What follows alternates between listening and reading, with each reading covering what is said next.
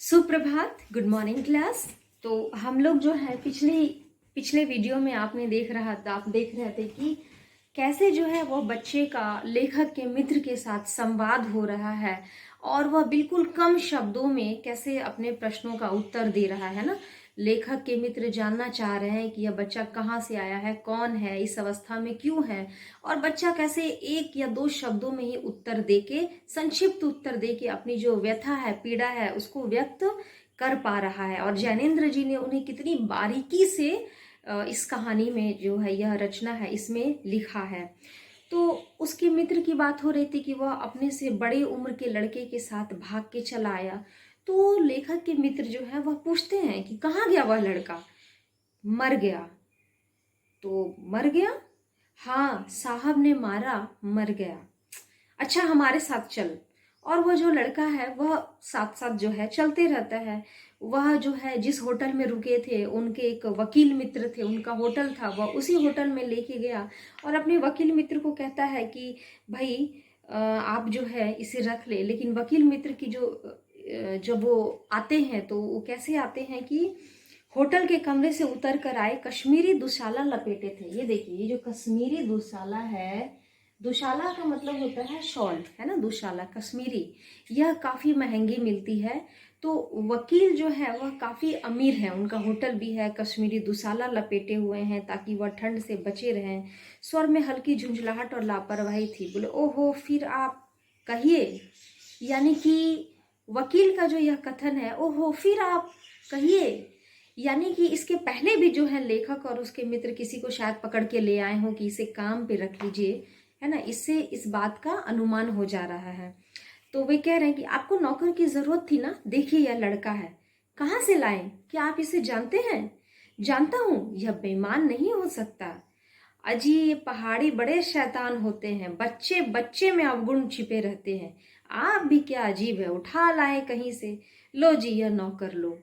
वकील साहब की यह जो टोन है, यह जो भाषा बोलने, उनकी जो बात कहने का तरीका है, इसे साफ समझ में आ रहा है कि वह इस बच्चे को अपने घर पे नौकरी या अपने होटल में नौकरी नहीं देंगे।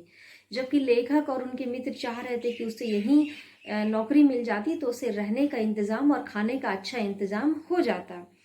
तो वो बोल रहे हैं कि मानिए तो यह लड़का अच्छा निकलेगा, आप भी जी, बहुत जी, बस खूब हैं, ऐरे गहरे को नौकर बना लिया जाए और अगले दिन ना जाने वह क्या क्या लेकर के चंपत हो जाए। वकील को यह डर है कि कहीं यह जो छोटा बच्चा है यह कहीं कुछ होटल से या घर से सामान चुरा के ना भाग जाए। चंपत हो जाना मुहावरा है, यानी कि भाग जाना। आप मानते ही नहीं, मैं क्या करूं? माने क्या खाक, आप भी अच्छा मजाक करते हैं। अच्छा, अब हम सोने जाते हैं। ऐसा कहकर वकील जो है वहां से चले गए और वह रोज 4 रुपया के किराए वाले कमरे में, मतलब कि उस ऐसे कमरे में सोने जाते हैं। बड़ा ही सुसज्जित सा कमरा है, सुंदर सा, जिसका किराया जो है हर दिन का 4 रुपया है। मसहरी यानी कि मच्छरदानी, मॉस्किटो नेट, वो लगा हुआ है और उसमें वे सोने के लिए आराम से चले गए। बालक कुछ ठहरा और लेखक जो है वो सब असमंजस, यानी कि उन्हें कुछ समझ नहीं आ रहा है कि अब बच्चे से क्या कहें और कैसे क्या कहें। ना तो वे इतने उदार थे कि बच्चे को अपने कमरे में बुला लिए, और ना ही इतने कृपण और इतने मतलब कि छोटे सोच के थे। उन्हें तो समझ ही नहीं आ रहा था कि इस बच्चे को जवाब क्या दे। लेकिन बच्चा समझ गया था कि उसे क्या करना है। वह प्रेत गति, देखिए यहाँ पे ये मैंने शब्द लिखा है, प्रेत गति, यानी कि बिल्कुल भूत प्रेत जो जो कहानियों में जो आप सुनते हैं कि वो आए और गए, बिल्कुल हवा की तरह गायब हो गए, वैसे ही बच्चा प्रेत गति से वहां से गायब हो गया और वे लोग जो है अपने अपने कमरे में चले गए। मित्र भी कह रहे हैं कि सीत बहुत है और वह बहुत कम कपड़ों में है। मित्र को दया आ रही है तो लेखक जो है वह फिलॉसफी दे रहे हैं, यानी कि दार्शनिक की तरह ख्याल दे रहे हैं कि पहले जो है अपने बिस्तर को गर्म करो क्योंकि यहाँ भी बहुत ठंड है ना। बच्चे को बाद में देखेंगे, पहले अपनी मनुष्य की यही प्रवृत्ति होती है कि वह परोपकार, पर को उपकार करने से पहले वह अपने आप को स्वयं देख लेता है कि उसका सब कुछ ठीक है। जब उससे ज्यादा होता, अधिक होता, तभी वह दूसरे का कुछ मदद की सोचता है। उदास होकर मित्र ने कहा, स्वार्थ, यह संसार है यार। मैंने स्वार्थ की फिलॉसफी सुनाई। चलो पहले बिस्तर में गर्म हो लो, फिर किसी और की चिंता करना। उदास मित्र ने कहा, स्वार्थ, जुई कहो, लाचारी कहो, निठुराई कहो या बेहाई, है ना। बेहाई यानी कि बेहयाई। दूसरे दिन नैनीताल, स्वर्ग के किसी काले गुलाम पशु के दुलार का वह बेटा, वह बालक निश्चित समय पे हमारे होटल डी पब, वे किस होटल में ठहरे थे, होटल डी पब, है ना, वहां पर वह नहीं आया। और वे खुशी खुशी जो है, क्योंकि अगर वह बच्चा आ जाता तो उनको फिर से चिंता होती कि अब इसको कहीं पे काम देने का वादा किया था कि चलो हमारे साथ नौकरी करेगा, हाँ करेगा, तो उसे चिंता हो रही थी कि इसे कहाँ पे जो है ना इसे एडजस्ट किया जाए, किस जगह पे। और वे तो चूंकि नैनीताल घूमने गए थे, उनका अपना घर नहीं था, तो वे जिनसे बोले भी वकील से, तो उसने मना कर दिया कि नहीं नहीं, मैं ऐसे बिना जान पहचान वालों को नौकर पे नहीं रखता, नौकरी पे। तो उस लड़के की आस, उसकी प्रतीक्षा करना इन लोगों ने जरूरी नहीं समझा, और ये लोग जो है घूम फिर के वापस जाने की तैयारी कर रहे थे। और मोटर में सवार होते ही यह समाचार मिला कि पिछली रात एक पहाड़ी बालक सड़क के किनारे किनारे पेड़ के नीचे ठिठुर कर मर गया। मरने के लिए उसे यही जगह और यही उम्र मिली थी। लेखक ने यहाँ पे व्यंग किया है।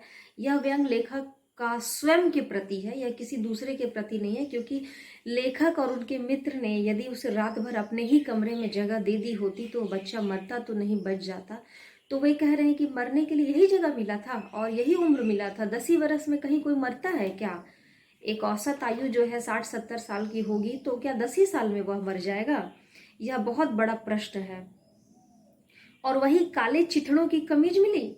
आदमियों की दुनिया में बस उसे यही, आदमियों की दुनिया में मतलब यहाँ इंसान बसते हैं इस दुनिया में, और उस बच्चे के पास यही उपहार छोड़ा। और फिर वह कह रहे हैं कि बतलाने वाले ने बताया कि मुंह पर, छाती पर, मुट्ठियों पर और पैरों पर हल्की सी बर्फ की चादर जम गई थी। यानी कि रात में कितनी अधिक ठंड थी, शीत गिरा, बर्फ गिरा, और वो बच्चा जो है ठिठुर कर सोया और ठंड से अकड़ करके उसकी मृत्यु हो गई। और फिर उन्होंने एक पंक्ति लिखी है कि मानो दुनिया की बेहयाई ढकने के लिए प्रकृति ने शव के लिए एक पतली सी सफेद चादर से उसे ढक दिया था। यह अंतिम पंक्तियां जो है अत्यंत मार्मिक है, और यह कहानी हमें शिक्षा देती है कि यदि आप किसी को इस तरह से ऐसी अवस्था में पड़े देखें, विशेषकर छोटे बच्चे या वृद्ध, तो उन्हें जो है उनकी सही समय पे, उचित समय पे उनकी मदद की जानी चाहिए, है ना। ना कि अगर मदद नहीं, अगर उस बच्चे को मदद मिल गया होता तो ये कहानी का रुख ही कुछ और होता। आप यह पाठ को अवश्य समझ गए होंगे। यदि कुछ प्रश्न है तो मुझे टेक्स्ट करके अवश्य पूछ सकते हैं, और मैं यहाँ पे अपना फ़ोन नंबर दे दे रही हूँ। यदि आपको कुछ भी प्रश्न है तो आप मुझे टेक्स्ट करके पूछ सकते हैं। धन्यवाद क्लास।